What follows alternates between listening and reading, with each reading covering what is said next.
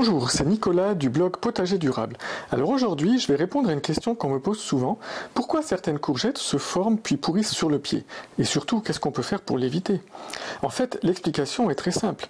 C'est parce que le plant de courgette n'a pas des fleurs qui contiennent les deux sexes comme la plupart des légumes, c'est-à-dire les organes mâles et femelles dans la même fleur. Alors on le voit ici.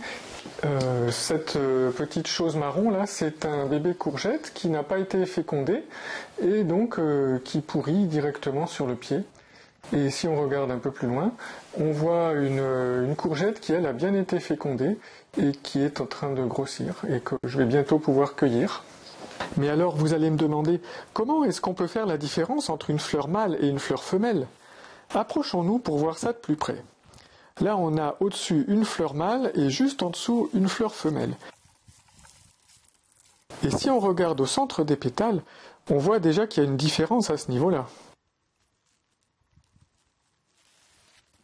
Alors il y a une autre manière de différencier les fleurs mâles des fleurs femelles, c'est de regarder leur tige. Là, on voit que la fleur mâle est directement attachée à la tige, alors que la fleur femelle est liée à la tige par une courgette en miniature. Alors qu'est-ce qui se passe si le pollen d'une fleur mâle n'est pas apporté par des insectes dans la fleur femelle? Eh bien il n'y aura pas fécondation et la courgette va sécher puis tomber.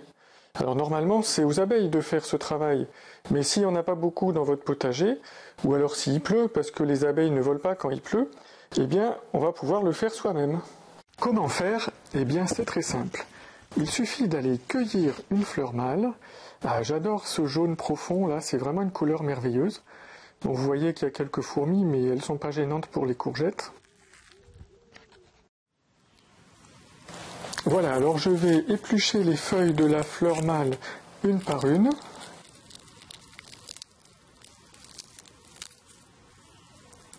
Il me reste juste le centre de la fleur mâle, avec le pollen.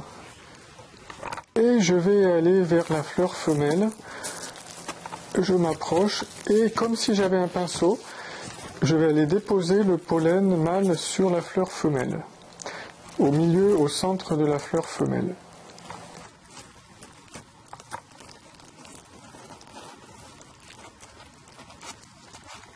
Et voilà, c'est fini. On a donné un petit coup de main à la nature et maintenant on est sûr que la fleur femelle va donner une vraie bonne courgette qui va se développer jusqu'au bout. Alors je voudrais juste vous donner un dernier conseil si vous voulez féconder vous-même vos fleurs de courgettes. Il faut surveiller tous les jours s'il y a des fleurs qui s'ouvrent parce que ces fleurs restent ouvertes seulement quelques heures au début de la matinée. À la fin de la matinée, ça sera déjà trop tard. Alors je vous souhaite une excellente récolte de courgettes cette année et je vous dis à bientôt sur le blog Potager Durable.